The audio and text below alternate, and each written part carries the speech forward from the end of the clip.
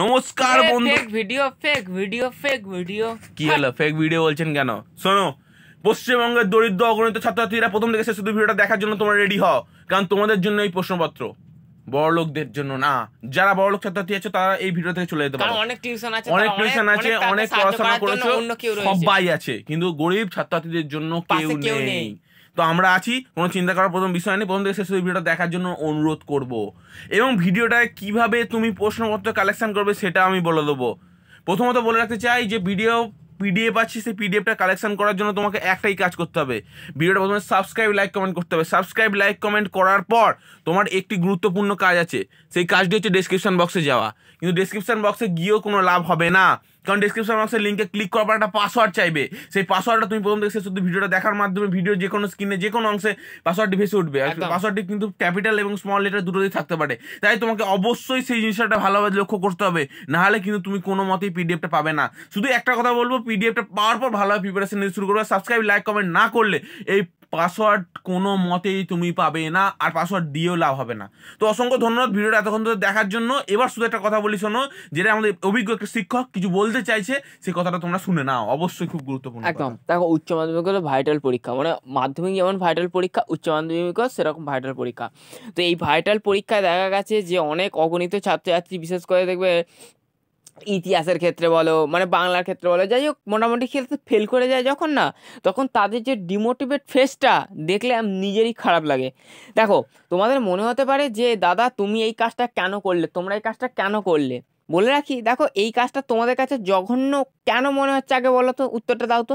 যেখানে তুমি দেখতে পাচ্ছ যে এখানে দরিদ্র ছাত্রছাত্রীরা যদি এই প্রশ্নপত্র পেয়ে যদি পরীক্ষা দেয়, পাসটা করে, তো কী হবে? আমার কাছে কথা হচ্ছে যে এই নাম্বার নিয়ে কেউ কিচ্ছু করতে পারে না, বিশ্বাস করো। এই নাম্বার নিয়ে পিএইচডির ডিগ্রি নিয়ে লোক ঘুরে ঘুরে বেড়াচ্ছে, তাহলে এই নাম্বার নিয়ে কী হবে? যদি নাম্বার পেয়ে ভালো মুখ উজ্জ্বল করে যদি পেয়ে যদি একটু আনন্দ আছে, কী হবে? নাম্বার নিয়ে কে স্বর্গে গেছে বলো? নাম্বার নিয়ে কে স্বর্গে জানি তো? যে যে খাতা দেখবে, আমি তার কথা বলছি, সেও কিন্তু একদিন স্বর্গে চলে যাবে, বাস্তব কথা।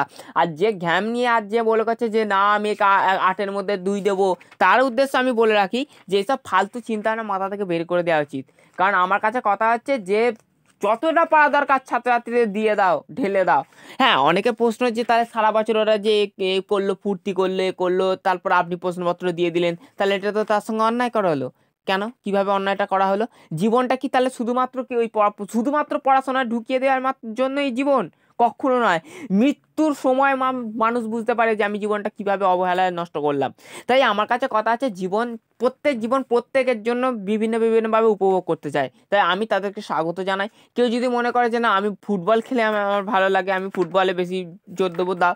সেই জন্যই মানুষ অনেক কাজে, এমনকি পিতামাতার সঙ্গে মানে সাহায্য করার জন্য বা সেই জন্য কাজে চলে যায়, যে বাবা আমি তোমার সাহায্য করবো বলে অনেকদিন স্কুলেও যেতে পারে না, পড়াশোনা করতে পারে না। হ্যাঁ, অনেকের কাছে মনে হচ্ছে যে এগুলো বানানো গল্প, কিন্তু আমার তো নিজের চোখে দেখা, আমি তো এরকম ভুক্তভোগী।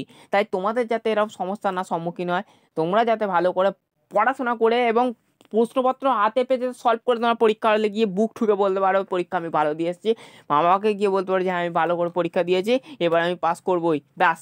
এইটুকু শুনে তোমার মা বাবা খুশি। অন্তত যাই হোক, তোমাদের কাছ থেকে আমি কিছু পাওয়ার আশা নিয়ে কিছু নয়, কিন্তু ঈশ্বর অবশ্যই ওই যে ধর্মের জন্য সব পাপ কাজে কিন্তু সমর্থিত, সেরকমই আমরা এই কাজ করলাম। আমার কথায় কোনো নোংরা বোধ হয়নি, এরকম কাজ আমি 100 বার করবো। তো এতক্ষণ ধরে যারা ভিডিওটা ক্যারি অন করছো, তারা সত্যি তাদের কাছে প্রশ্নপত্র খুবই প্রয়োজন, তাই তারা এই ভিডিওটা ক্যারি অন করলে। এবার একটা কথা বলে রাখতে চাই, তোমরা কিন্তু পিডিএফটা কীভাবে পাবে সেটা মন দিয়ে শুনে নাও।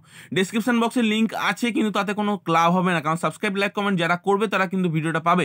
শুধু একটা কথা মনে রাখবে, যারা কিন্তু শেষ অবধি ধৈর্য সহকারে ভিডিওটা দেখলে তারাই কিন্তু পিডিএফটা পেলে। তার মানেটা কি?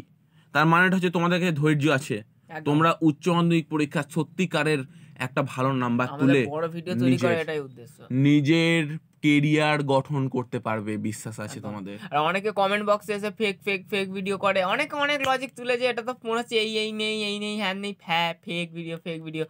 আমরা ফেক ভিডিওর মতো করেই ভিডিওটাকে তৈরি করেছি, যাতে সবাই মনে করে এটা ফেক ভিডিও। একদম।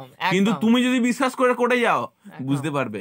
যদি সত্যিকার সবকিছু জিনিসটা একুরেট তুলে দিতাম, তাহলে তোমরা কোনো মতেই এটা বিশ্বাস করতে না, মানে বিশ্বাস করে সবাই করে ফেলে চলে যেতে, তাহলে আমাদের লাভটা কি হতো?